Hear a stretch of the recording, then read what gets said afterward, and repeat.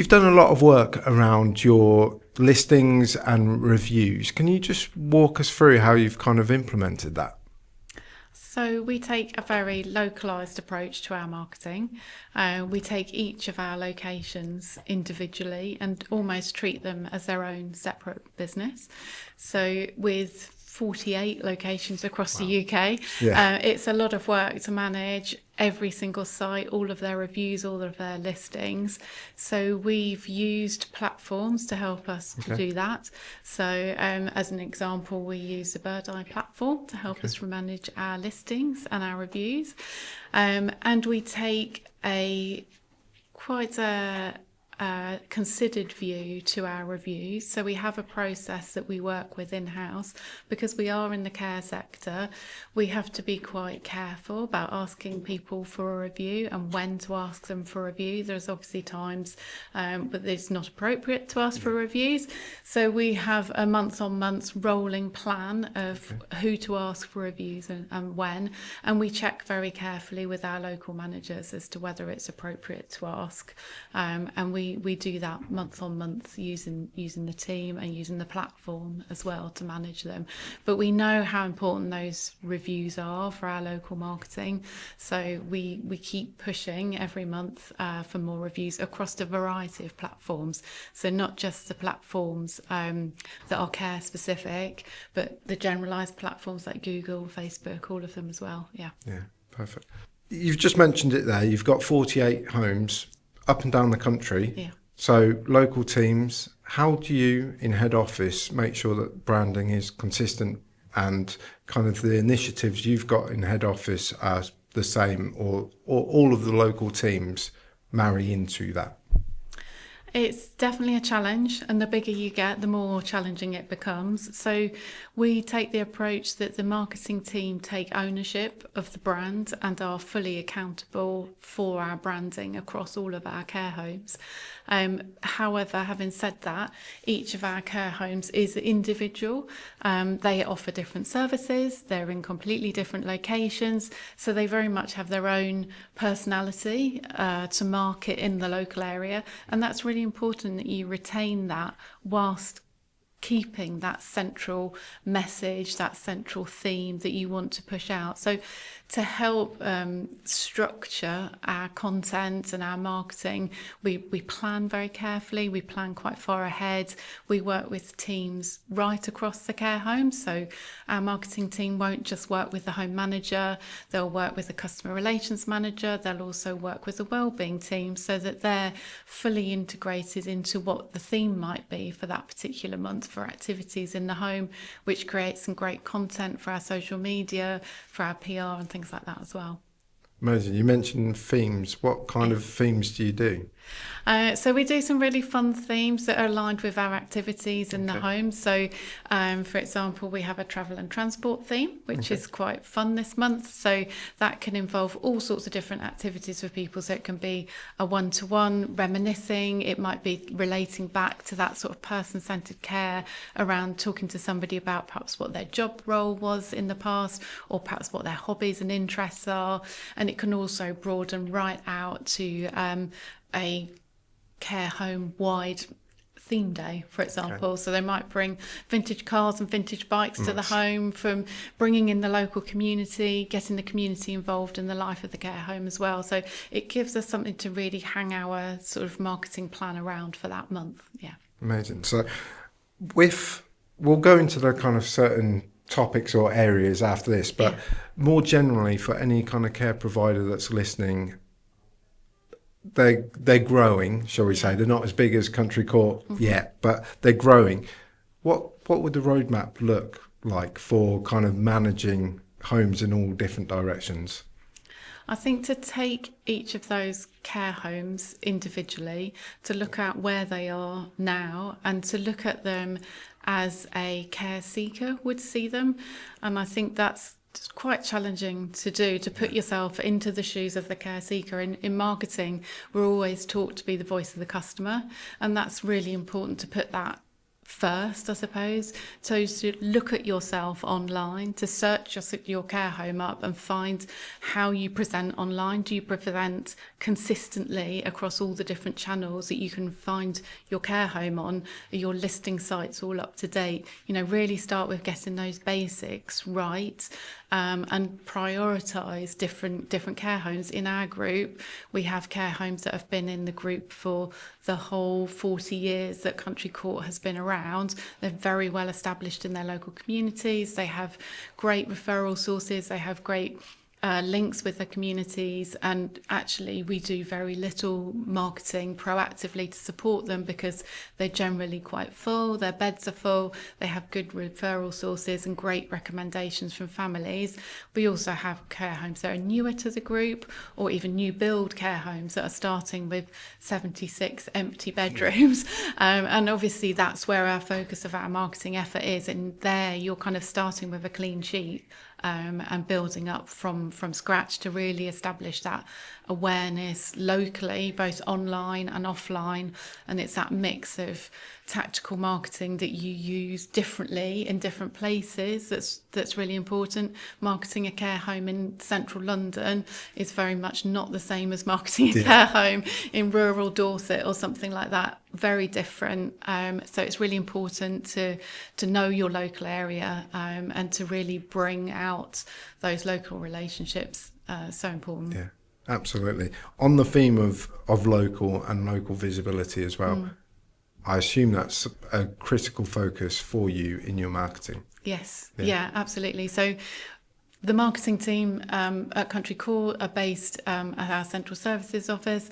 It's a relatively small team given the number of care homes that we have. We can't possibly be everywhere.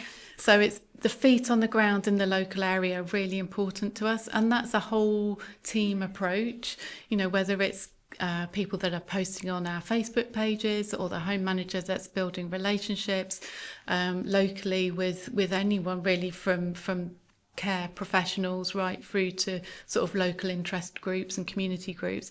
All are really equally important, and kind of driving that from the centre is how we try and work. Yeah, absolutely. And I suppose one of the key elements of that to measure success is metrics and kind of local visibility. Yes. How important are the metrics, and which metrics do you use? So measuring for our marketing is always challenging, and I think every marketing person will acknowledge that there's on one hand a huge volume of data that you can look at, from your Google Analytics through your metadata from on the MetaSuite. You can look at data on platforms like SEMrush and all sorts of lots of detail that you can get into. But on the other hand, there's lots of things that you don't know as well, and some of what you do is not directly measurable, but it all contributes. And I think certainly for care seekers, the customer journey is not a linear one. It's not a search, a click, a buy like you do with e-commerce.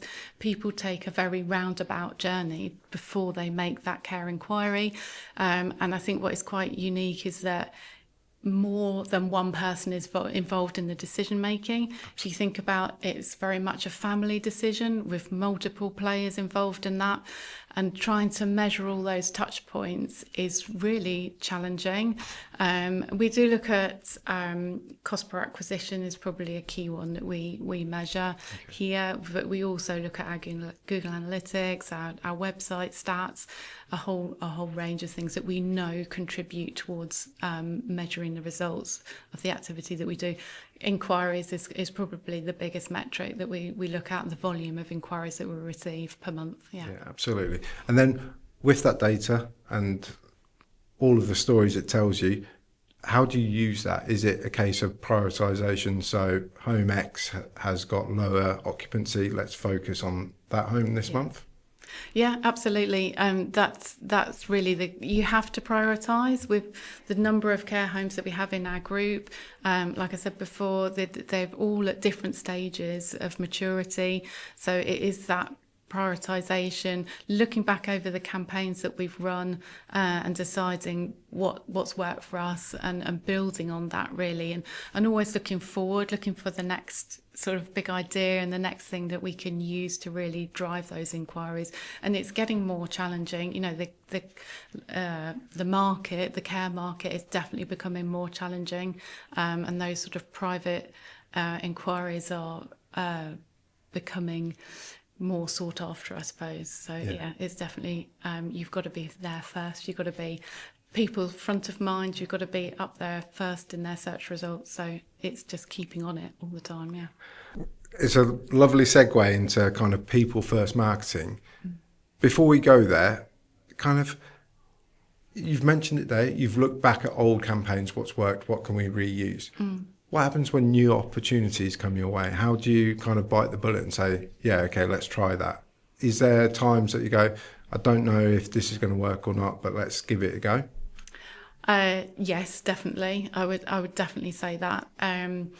I think with the number of locations that we have, and because our marketing is quite localised, you can try new marketing plans in a specific location, and do your testing, either one location against another, or some A/B testing, or whatever it might be that's relevant.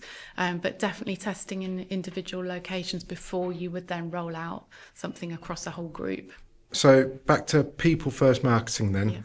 How important is that for your overall marketing strategy? I think that is absolutely crucial, really. I think these days we can showcase our care homes. You know, they look beautiful. The facilities really have the wow factor.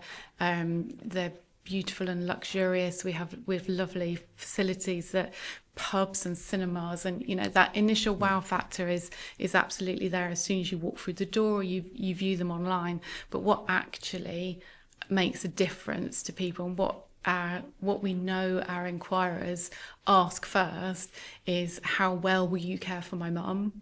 You know, it's all very well having a cinema and a beautiful cafe to sit in. That's lovely, but actually mum comes first. So it's meeting those people and getting across those real stories about how our care has been delivered.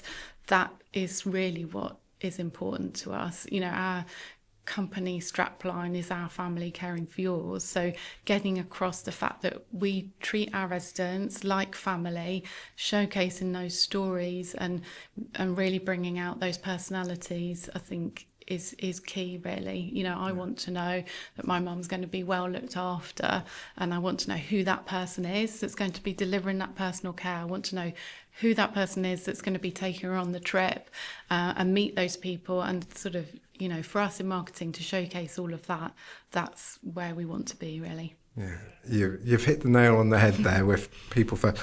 Too many times, actually surprisingly as well, with luxury brands, when we look at their websites, yes, they've got beautiful facilities, but that's all we see on their websites. Their facilities, there's videos of like tours of the home. Where are the people? Where are the staff? Where are the stories? And I think you clearly know that as well, but I think that's one of my biggest kind of pieces of advice to other care providers. Get the people front and centre. That's the story. That's how you sell, and that's how you build trust as well. Yeah. So another kind of, I suppose it's a growing platform. It's been around for ages, but social media for the care sector is becoming more and more crucial as well. We've obviously, before this podcast, discussed a bit about your social media plans, but how important is social media plans for Country Court? They are definitely a central part of our marketing strategy. I think, as we've said, they can really bring a care home to life. And your website is obviously something you want to keep fresh and up to date, but it is a very much static sort of showcase of what you have. If you can then encourage people to kind of use social media to showcase what goes on every day, what is life like, what actually happens in the care homes. And I think that's becoming more important as we understand about the customer journey and how people are searching for care. And we've already mentioned that it can be a whole family that's looking for care. So if you've got younger members of the family, perhaps grandchildren, that are seeing residents having fun in a care home on their TikTok, for example. That has an influence on that decision-making process for the whole family.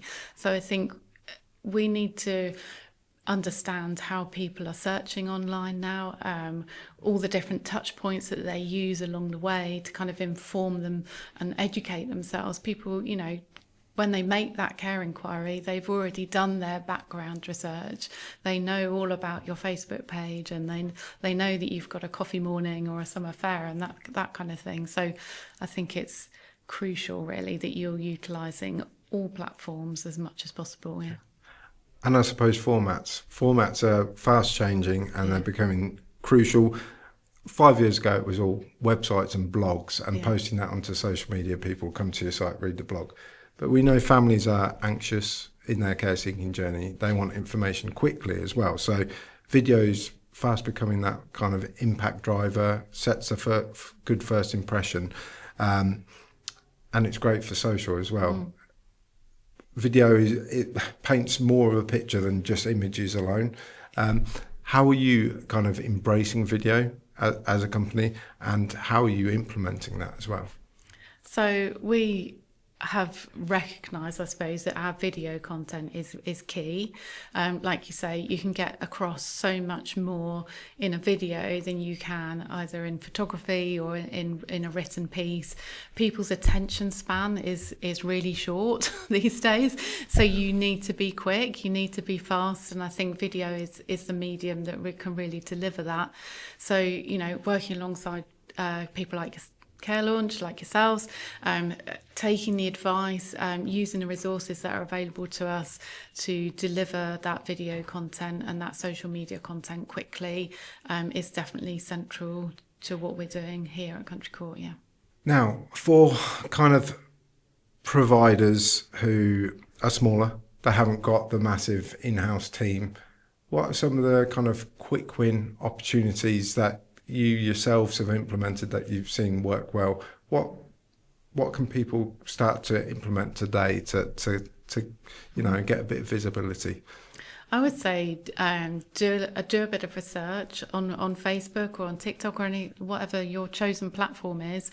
Look at what other people are doing, not necessarily in the care sector, but other sectors as well. Look at what works well for people and take that and use it as much as you can, and be present, be regular in your posting, have a bit of a plan, look at what awareness days are coming up and going off the back of that, and just be there when those special moments are happening in your care homes. And I think, there's only so much that as a marketing team we can do from a head office perspective. It's those people on the ground that are interacting with residents every day that can be there to capture those moments. So use them, use them as part of your social media plan. So, yeah. And as a fellow marketer, how do you, when you see other care groups, naming no names, but you might see the occasional mistake or something that you say, I wouldn't have done it that way, or I've missed this. What's the kind of biggest mistake you've seen other care providers or other companies make that you've realised, we're definitely not going to do that? I think it's seeing some beautiful care homes but very empty care homes, and I think that is such a shame, because showing people a beautifully shot fly through video of lots of empty chairs is a missed opportunity, really, and I think that's something that we probably did fall into that trap a little bit when the sort of fly through videos first came out, and it was all very exciting. So, great, we're going to do that too. And you learn very quickly that it only tells such a very small part of the story about what we can offer in that care home. So it's having the right mix and using the right piece of content in the right place at the right time, I think, is definitely challenging, but one we're learning quickly. Yeah. It reminds me of a time I visited a brand new care home down in Bristol. It was beautiful, and it had literally opened that day.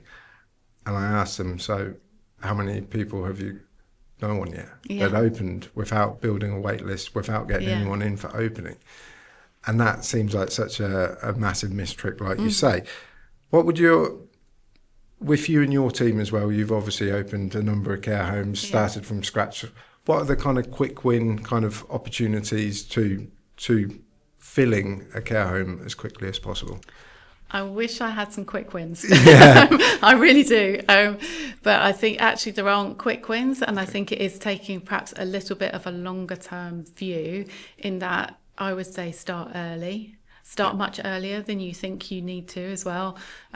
Building up and raising How long? awareness. Like 6 months? Yeah, 6 months, definitely. We were already kind of planning well ahead at that point in time. And having people on the ground in that location, nice and early, so that you've got people to do that work in the local area, as well as obviously building up your web pages, your social media, your listing sites and all of that. Reviews and everything obviously come later once you have families and residents in place. But yeah, definitely start early. Would you do paid advertising for a new care home? Yes, absolutely. Yeah. Yeah, definitely part of the And mix. you'd start that before it launches? Yes, 100%. Yes. Okay. Yeah. So, again, owners looking at the smaller care groups, like 1 or 2 care homes, budgets might be small. Owners might be overwhelmed. It's just them. They've got no marketing teams.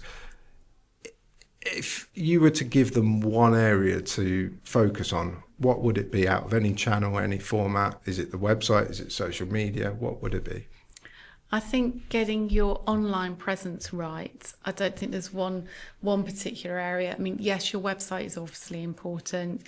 Make sure that you have means on your website to capture those inquiries and capture those leads, that it's not just a nice showcase, that you are actually, you've got strong calls to action, you're capturing those inquiries, but also keeping your industry listing sites up to date, being present on those search results, really working on some strong SEO in the background, is less visible marketing, but probably one of the kind of building blocks of everything else. And then you can build on the sort of more visible stuff once you've got the basics right, almost behind the scenes. Your digital presence is strong. We know care seekers start their care search online. Everybody starts with their Google search or whatever search they might be using. So being there, being present, I think is the key place to start, really. You've mentioned Google. It is clearly one of the first places care seekers will start. Yeah. What's the one thing you would say to people to start doing to increase your Google visibility?